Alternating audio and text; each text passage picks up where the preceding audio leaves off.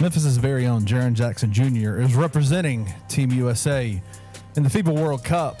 And they are on kind of an exhibition going around and kind of getting ready to play in the actual tournament that starts, I think, in the end of August, maybe. Rocking with some friendlies, yeah. They had the one against Puerto Rico and then Spain.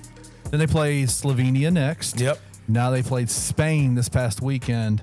Jaren Jackson Jr. pumped in 14 points, had 3 blocks. 3 blocks? 3 blocks. I mean, just played really well. Jalen Brunson obviously did well. What have you seen so far? What have you seen about Jaren and this national team? Well, first of all, I always have to point this out when it comes to national teams. When it was put together, first of all, the FIBA World Cup is a little different than the Olympics. You get the young guys that are up and coming that may be all-stars, may be on the way to being all-stars. Everybody was just clowning this team when it was put together. And they just beat the projected number one seed in the FIBA World Cup in Spain. Beat them. So, what are we even talking about? We freak out constantly about USA basketball, but every time they get on the floor, they're arguably, if not always, the best team in the world.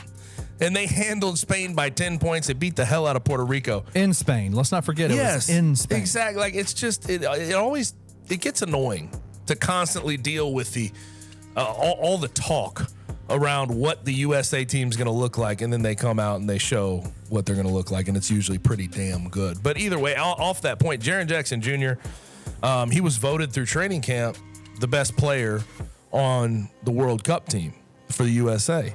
And he's showing it, man. Now, the scoring is kind of down at this moment, I guess, to a certain extent. Yep. Although that first game against Puerto Rico, 12, 7, and 2 blocks.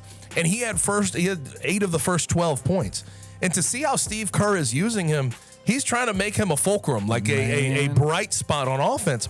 And how he's using him, I think the Grizzlies could learn some lessons from. Because Jaren Jackson Jr., he does so many things well, right? The defensive anchor part of his game, defensive player of the year bag, the blocks, the scoring around the rim's gotten better. He's 6'11" with a 3-point ball. It looks a little weird when he shoots it, but it goes in most of the time.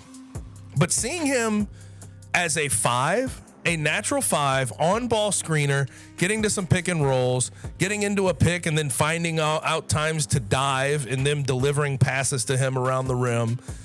Seeing some of the pick and pop concepts that they've come up with. He's never been a good screener, and I think he's learning a lot of that. Yep. And that is something that, as much as we downplay the importance of the FIBA World Cup and playing for Team USA, that could be important for the Grizzlies come season.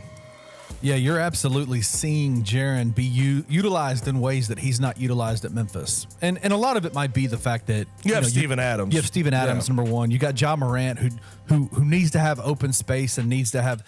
But Jaren, just even from the first game, Gabe, the Puerto Rico game, seeing him even go back further, there was some dope video from Las Vegas when they were actually in training camp that you could see they were starting to kind of introduce some of those, pick and pop, pick and roll kind of concepts with Jaren.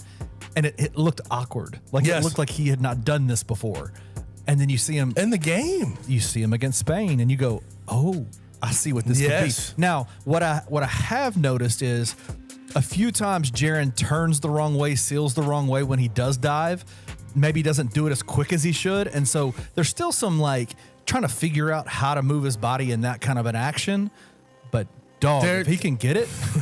Kenny, there's some concepts that I think carry over to in-game situations for the Grizzlies. If you're in a tight game at the end and you need to go get a bucket, if Jaren can be a good on-ball screener for Ja Morant, dealing with that type of two-man game with all of their capabilities, what are you going to do? And we saw them go into the well a couple times last year in late game situations, and it was unstoppable at times. Yep. So, if Jaren can become the on-ball screener that we're seeing right now in the FIBA World Cup for the Grizzlies, I'm telling you, man, the sky is the limit for where this team can operate, how they can operate in the half court, because that's been one of their big struggles too, right? Yeah, is operating 100%. in the half court and trying to find sort of concepts to go get buckets. I mean, think about it this way.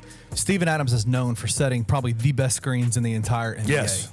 But what's one thing that happens when he sets a screen is the guy that is defending him can blitz Ja off that, and because they don't have to worry about Steven. That's the other thing. Is like Steven doesn't have the offensive capabilities to make you worry, and he doesn't really dive to the hoop. He doesn't really pick and roll and get by the rim to go finish. He doesn't have any type of mid range. He can't shoot from three. If you can get Jaren Jackson Jr. more involved, opens everything up. Oh my gosh, that type of two-man game is just so brutal to try to defend. You have a 6'11" unicorn, and you have a guy who is one of, arguably, outside of De'Aaron Fox, the fastest guy in the league and one of the best penetrators, and a guy who at 6'3" 2 years ago led the damn league in paint points. Yeah, bro, come on. Like, there's just so many possibilities that could open up with him. Also, I do want to mention Santi Aldama. Yes, man, he's grown into himself. He had 14 points against USA. I was wrong about when he was drafted 30th overall. They snuck him into the first round. He was projected as an undrafted free agent, and that guy is a certifiable great role player for this team, and he will be going forward. He's got. And speaking of a guy who's got multiple capabilities, he needs to get better on the defensive end, but his offensive capabilities are very fun. He creates mismatches in ways that it's like, ooh, how do you handle this dude? Especially if you got a guy like Jaren. If he's playing, minutes with Jaren, it's like, how do you guard 2-footers like that can both go inside the paint, can take you off the dribble, and shoot threes? Like, how do you? It becomes tough. It becomes tough. And honestly, like, obviously not having them on, they're not really on the floor at the same time, generally speaking.